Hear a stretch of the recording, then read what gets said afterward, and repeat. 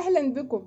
النهارده ان شاء الله هنعمل مع بعض طريقه جديده للفراخ، طريقه سهله ومش هتاخد منك وقت. طبعا انا سلقت الفراخ وحمرتها في الفرن وعملت الرز بالخضار بالبسله. يلا بينا نشوف الطريقه.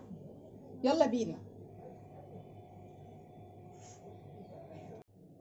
اهلا بكم. النهارده ان شاء الله هنعمل مع بعض طريقه الفراخ بالرز، بس طريقه جميله جدا. بسم الله الرحمن الرحيم. انا معايا 6 وراك فراخ، انا شايله الدبابيس بتاعتها واخده العارضه بتاعت الورك كده بالشكل ده. انا شايله الدبابيس بتاعتها.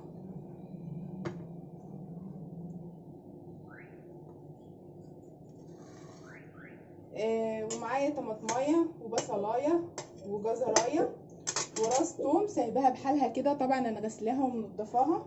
ومعايا كوبايه بسله ونص كيلو رز. معايا معلقه كاري ومعلقه كمون ومعلقه فلفل وقرفه خشب ومكعب مرق ومعايا لورو وحبهان ومعايا ليمون مجفف واحده بس ومعلقه ملح. طبعا انا مسخنه ميه كده على البوتاجاز.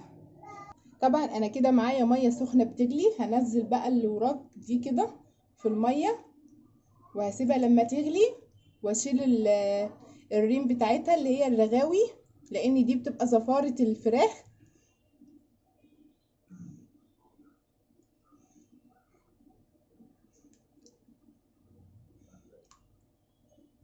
طبعا كده الريم كده طلع، هشيله.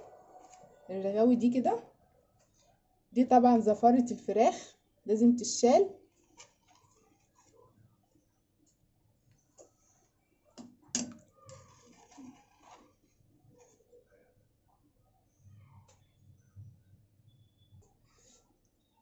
طبعا انا جبت صفايه صغيره كده عشان اشيل الحاجات الصغيره دي كده.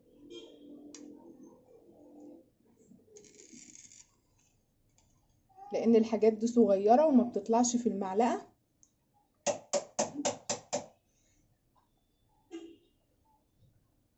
نشيلها بالطريقه دي.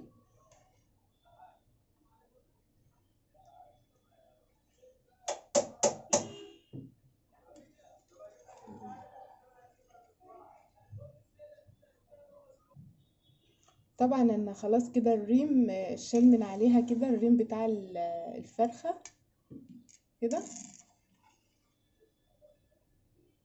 الطريقه دي اسهل واحسن، علشان طبعا الريم بيبقى فيه حاجات صغيره كده فما بتجيش في المعلقه، فالصفايه طبعا اللي بتجيبها بالشكل ده كده.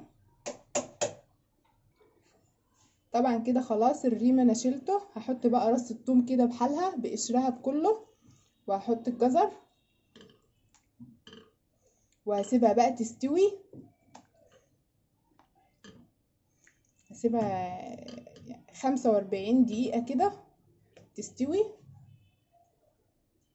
وهحط الفلفل الأسمر معلقة، وهحط الكمون معلقة، وهحط الليمون المجفف واحدة بس. وطبعا هحط لها معلقة الملح، ولو احتاجت هحط لها تاني. وهحط لها مرقة ماجي ورق لورا وحبهان 3 حبات كده. وطبعا هسيب الكاري، معلقة الكاري ونص معلقة كركم و2 مستكة اجنبي. وطبعا هحط القرفة الخشب وهسيبها بقى لما تستوي خالص 45 دقيقة، وهرجع تاني هحط الرز. طبعا كده بقالها دلوقتي 45 دقيقة بالظبط معايا،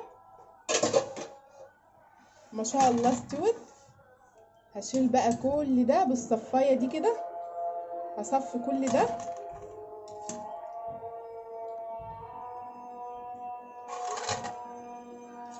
بالشكل ده. ما عادش اي حاجه في الشوربه خالص خالص.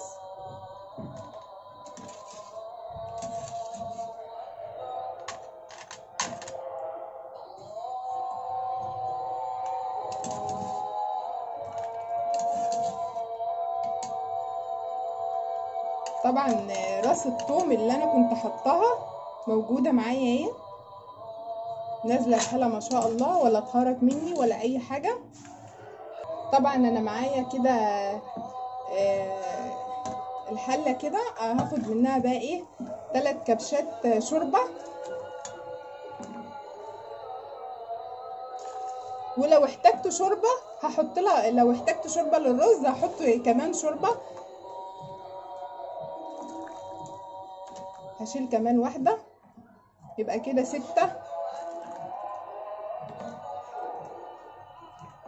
كمان واحده لو احتجت تاني للرز هحط، فمش مشكله لو انا شلت مثلا شوربه كتير.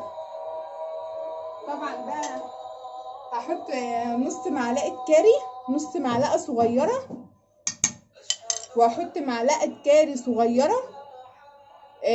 الاولانيه كركم، نص معلقه صغيره كركم، التانيه معلقه صغيره كاري. وهحط لها كمان نص معلقه ملح، نص معلقه كمان ملح للرز. هقلب بقى الكاري كده، الكاري مع الكركم.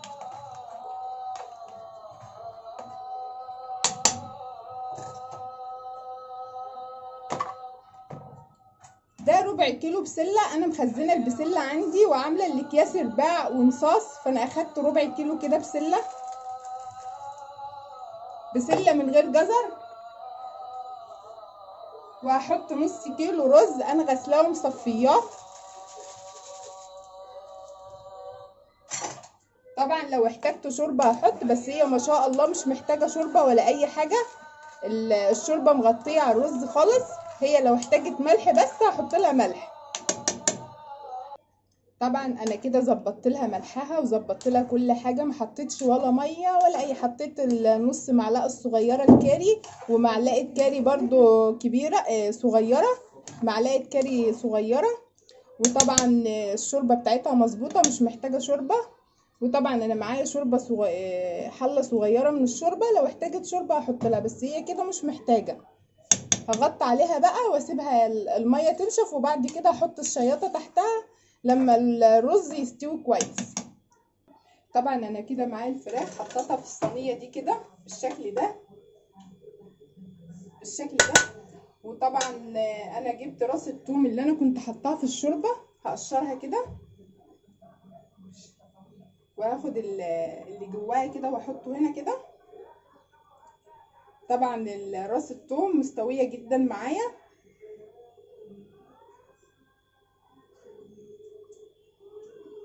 كده.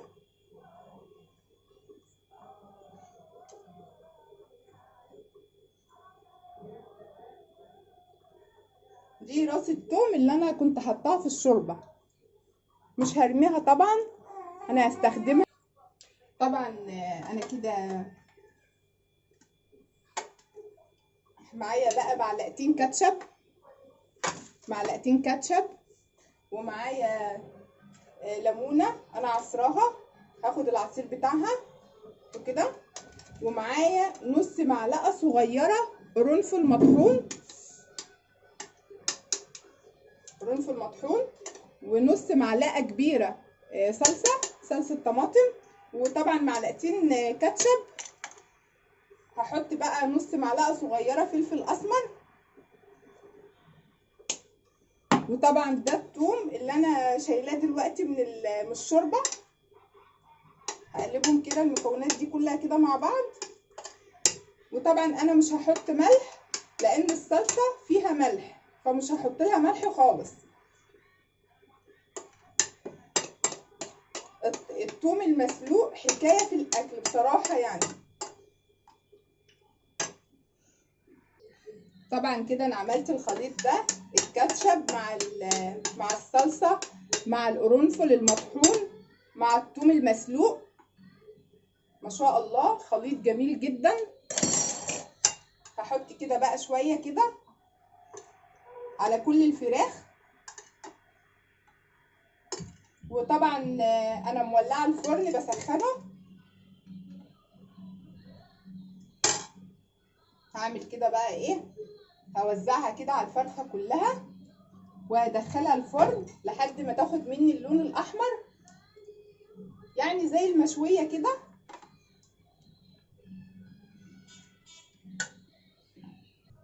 طبعا انا كده خلصتها بالشكل ده. وطبعا سايبه شويه شوربه كده، يعني نص كوبايه او ربع كوبايه شوربه، علشان الفراخ ما تلزقش مني في الصينيه في الفرن. فانا سايبه الشوربه كده تحتها. هدخلها بقى الفرن اديلها لون احمر كده. الرز استوي معايا ونشف من الميه ما شاء الله. هحط له بقى معلقه السمنه البلدي دي. هو كده خلاص خلص معايا. هشيله بقى من على النار. طبعا انا خلصت الطبق ما شاء الله. اول ما الرز استوي انا حطيت له معلقه سمنه بلدي، معلقه كبيره. وطبعا الشوربه اللي انا شلتها اخدت منها طبق. وطبعا الفراخ طلعت معايا بالشكل ده. بصراحه الفراخ طعمها تحفه جدا، بالثوم، راس الثوم اللي انا كنت سلقاها مع الشوربه. ما شاء الله بجد بجد، يعني حاجه جميله جدا. ما تنسوش بقى تعملوا له لايك لو الفيديو عجبكم، وتشتركوا على قناتي. اشكركم جدا. سلام عليكم.